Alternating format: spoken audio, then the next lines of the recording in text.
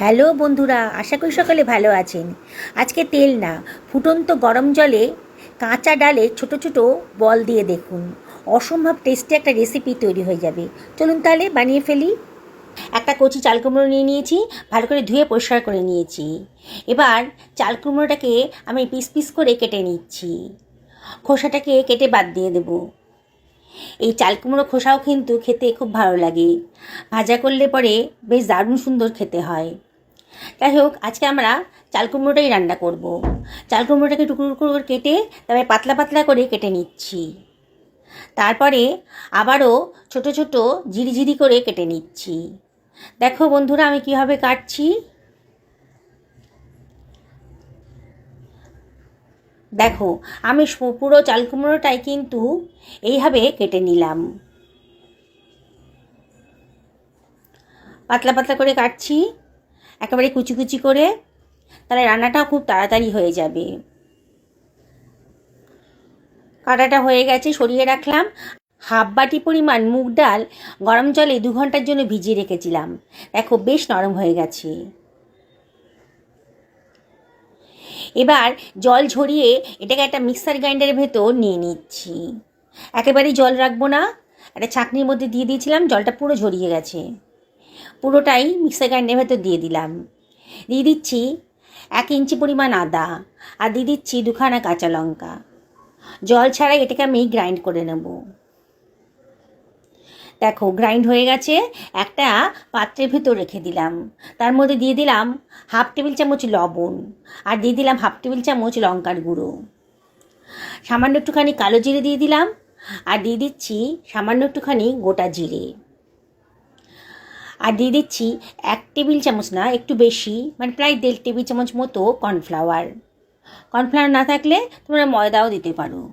দিয়ে এবার ডালের সাথে সব কিছু ভালো করে মিশিয়ে নিচ্ছি। খুব ভালো করে ডালটাকে ফেটিয়ে নিতে হবে। যত ভালো করে ফেটাবে ততই কিন্তু টেস্টি হবে রেসিপিটা। আমি মিনিট 2-3 ধরে ভালো করে ডালটাকে ফেটিয়ে নিয়েছি।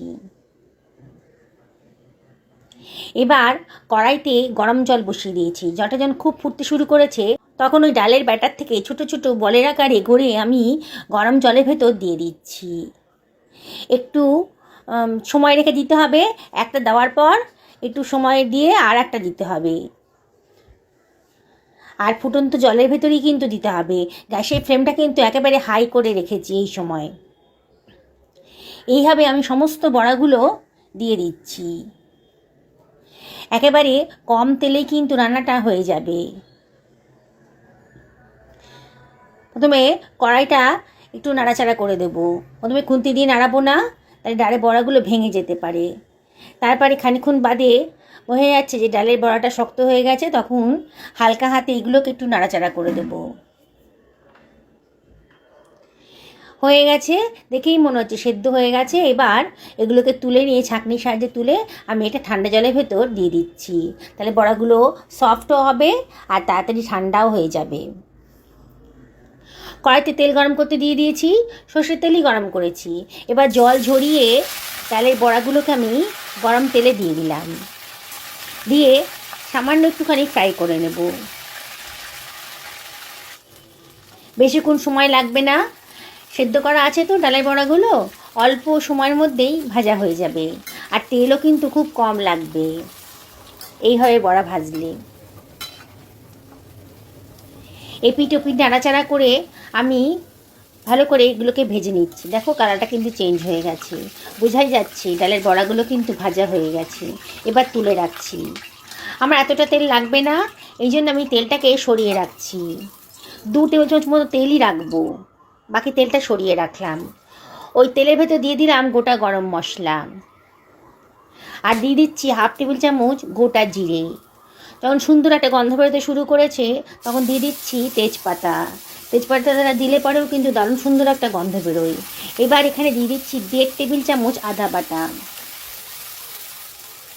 আর দিয়ে দিলাম 1 টেবিল চামচ লবণ। দিয়ে সব কিছু ভালো করে মিশিয়ে নিচ্ছি। আদাটাকে একটু কষিয়ে নেব, আদার কাঁচা ভাবটা যেন চলে যায়। এবার আমি এর ভিতর দিয়ে দিচ্ছি 1 টেবিল চামচ হলুদের গুঁড়ো, 1 টেবিল চামচ ধনের গুঁড়ো আর 1/2 টেবিল চামচ জিরের গুঁড়ো, আর দিয়ে দিচ্ছি 1/2 টেবিল চামচ লঙ্কার গুঁড়ো। সামান্য একটু জল দিয়ে মশলাটাকে ভালো করে কষিয়ে নেব।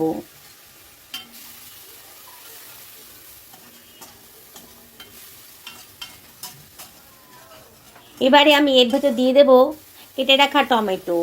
1 টমেটো কেটে ধুয়ে রেখেছিলাম, সেটা দিয়ে দিলাম। দিয়ে আবারও একটুখানি কষিয়ে নিচ্ছি। একটুখানি জল দিয়ে আমি এটা ঢাকা দিয়ে রান্না করে নেব, তাহলে তাড়াতাড়ি টমেটোটা গলে যাবে আর মশলাটা তাড়াতাড়ি কষানো হয়ে যাবে। মিনিট 2 লো ফ্লেমে এটাকে আমি ঢাকা দিয়ে রান্না করে নিয়েছি। দেখো 2 মিনিট বাদে টমেটোটা কিন্তু বেশ নরম হয়ে গেছে। আবারও নাড়াচাড়া করে টমেটোটাকে একেবারেই গলে দিতে হবে। এবার আমি দিয়ে দিচ্ছি কেটে রাখা চাল কুমড়োটা, দিয়ে সব কিছু ভালো করে মিশিয়ে নেব। নিরামিষের দিনে সবার তো খুব চিন্তা হয় কি রান্না করব। এই রেসিপিটা যদি করো না, তাহলে কিন্তু এক থালা ভাত কেন, রুটি বলো, ভাত বলো, রুটি পরোটা সবার সাথে কিন্তু দারুণভাবে খাওয়া হয়ে যাবে। ঢাকা দিয়ে দিলাম 10 থেকে 12 মিনিটের জন্যে। 10 মিনিট বাদে ঢাকাটা তুলে নিয়েছি। একটু দেখো, আমি কিন্তু এক্সট্রা কোনো জল দিইনি। চাল কুমড়ো থেকে যে জলটা বেরিয়েছে তাতে কিন্তু চাল কুমড়োটা সেদ্ধ হয়ে গেছে। দেখো সেদ্ধ হয়ে গেছে, গলে যায়নি কিন্তু ভালো মতো সেদ্ধ হয়ে গেছে। আবার একটু নাড়াচাড়া করে দিচ্ছি।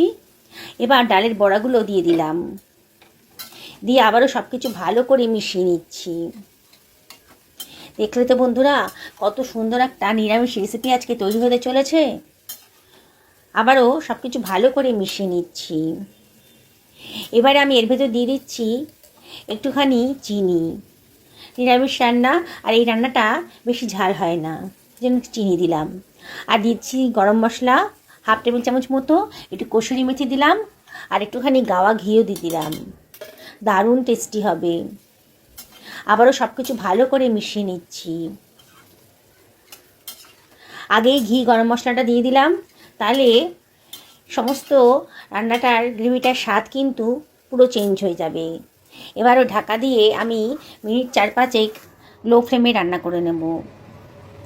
দেখো মিনিট 4 বাদে একেবারে জলটা যে বেরিয়েছিল না, একেবারে শুকনো শুকনো হয়ে গেছে। আর দেখতেও কত সুন্দর হয়েছে, দারুণ সুন্দর গন্ধও বেরোচ্ছে। আমি একটা সার্ভিং প্লেট এটা সার্ভ করে দিচ্ছি। দেখো বন্ধুরা, নিরামিষের দিনে আর কোনো চিন্তাই রইল না। মায়ের এই রেসিপিটা সত্যি বলছি দারুণ লেগেছে খেতে। তোমরাও একবার এইভাবে চাল কুমড়ো রান্না করে দেখো, তোমাদেরও খুব ভালো লাগবে। সকলে ভালো থাকো, এই কামনা করে আজকে ভিডিওটা এখানে শেষ করলাম।